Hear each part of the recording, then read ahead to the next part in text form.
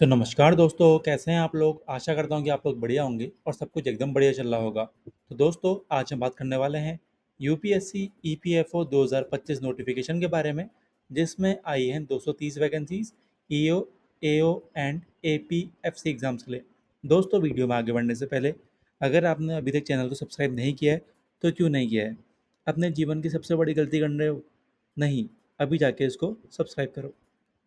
आइए दोस्तों, डेप्थ में बात करते हैं।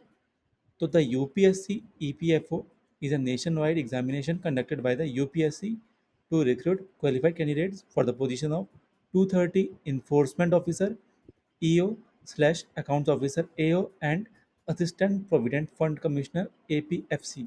आइए दोस्तों, डेप्थ में बात करते हैं। दोस्तों, एग्जाम अथॉरिटी यूपीएससी, पोस्ट का नाम मैंने आपको बता दिया।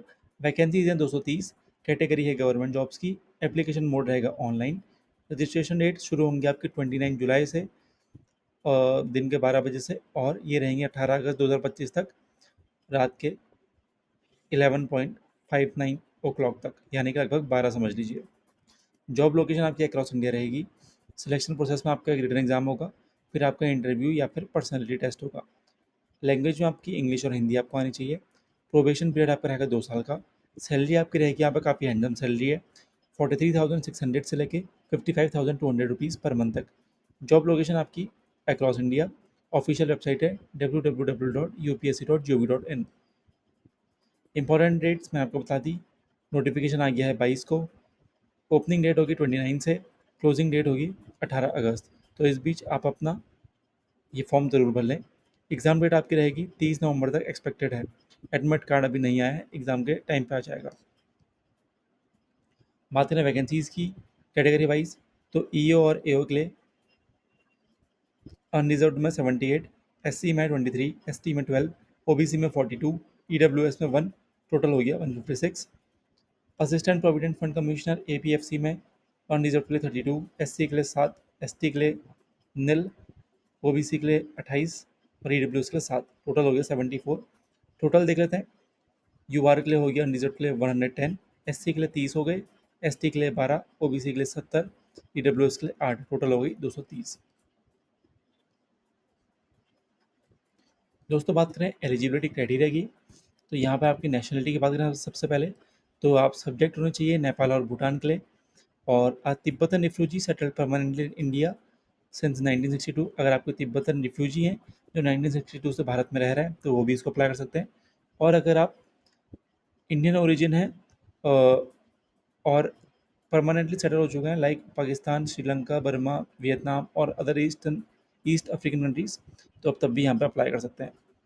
बात करें एजुकेशन क्वालिफिकेशंस की, तो यहाँ पर आपको बैचलर्स डिग्री चाहिए किसी भी रिकॉग्नाइज्ड यूनिवर्सिटी से। एओ और ईओ पोस्ट ले और एपीएफसी पोस्ट ले, यहाँ पर आपको बैचलर्स डिग्री चाहिए। Graduation in any stream from a recognised university in India will be eligible for this post.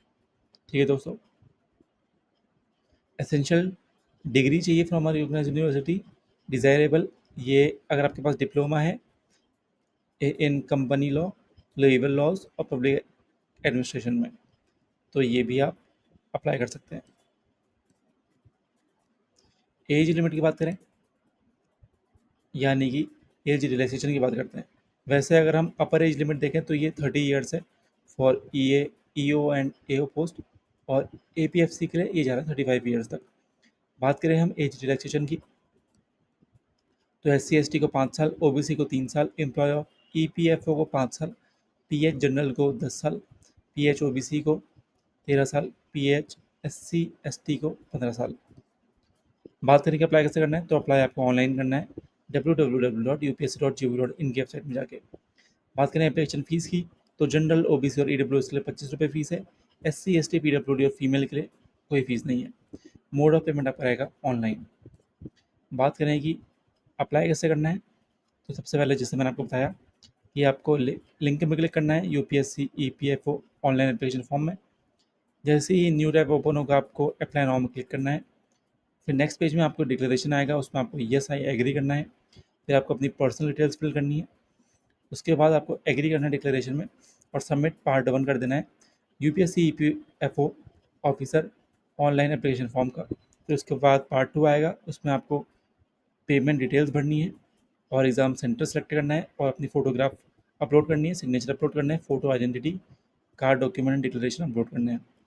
जब आप सारे वेरीफाई कर लें अपने क्रेडेंशियल को एक बार, उसके बाद सबमिट क्लिक कर दें, आपका फॉर्म भर जाएगा।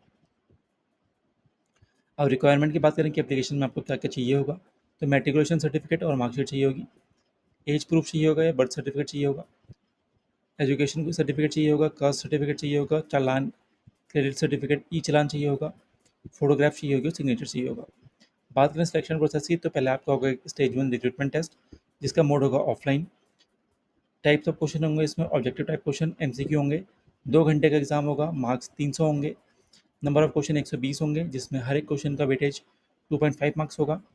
नेगेटिव मार्क भी होगा, हर एक क्वेश्चन के लिए 1/3 नेगेटिव मार्क की आपकी पेनल्टी लगेगी।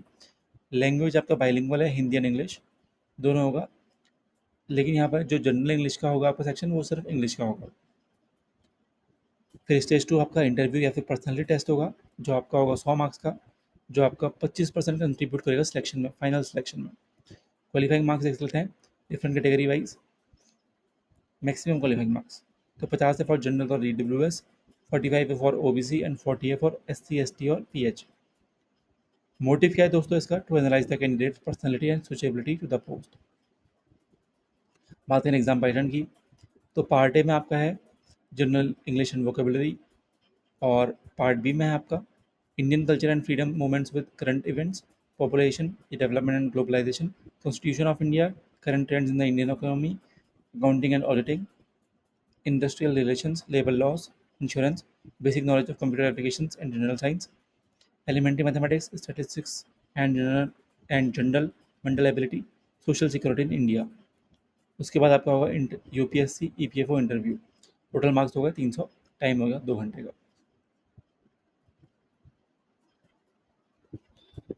दोस्तों यहाँ पर नोट दिया है, ये नोट वही है जो मैं आपको बता दिया है। दोस्तों यहाँ पे एक चीज़ और लिखिए कि जो भी PWD कैंडिडेट्स हैं उनको 20 मिनट का extra time compensated time allowed किया जा सकता है in the RT and facility of a scribe. ठीक है दोस्तों, सिलेबस की बात करें तो जनरल इंग्लिश एंड वोकेबलरी में आपका idioms and phrases, tenses, word formation, fill-ups, synonyms and antonyms, verb and adverb, vocabulary, theme detection, articles, sentence completion, error correction, conclusion, subject verb agreement, passage completion, grammar, comprehension, unseen passages, sentence rearrangement।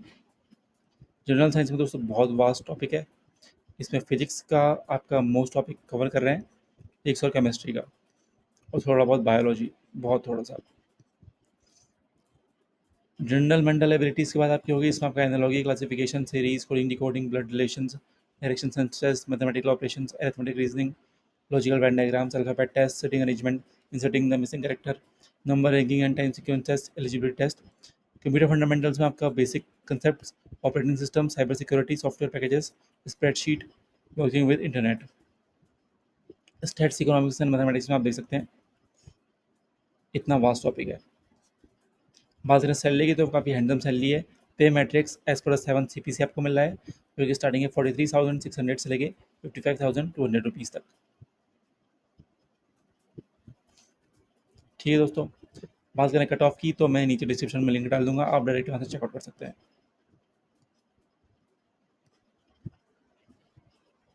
तो दोस्तों ये थी एकदम crisp जानकारी इस post के बारे में। आशा करता हूँ कि आपको कोई डाउट नहीं होगा और आप इसका फॉर्म ज़रूर भरेंगे। तो अगर आपको इसका फॉर्म भरना है तो आपको डेट में बता दूँ, डेट थी हमारी कितनी, यहाँ पे आप देख सकते हैं डेट है, लास्ट डेट स्टार्टिंग है 29 जुलाई और एंड है 18 अगस्त। तो इससे पहले पहले आप इसे अपना फॉर्म ज़रूर भर लेना। तो दोस्तों मिलते हैं एक और शानदार और धमाकेदार वीडियो में। अभी लेता हूँ अलविदा, तब तक के लिए धन्यवाद।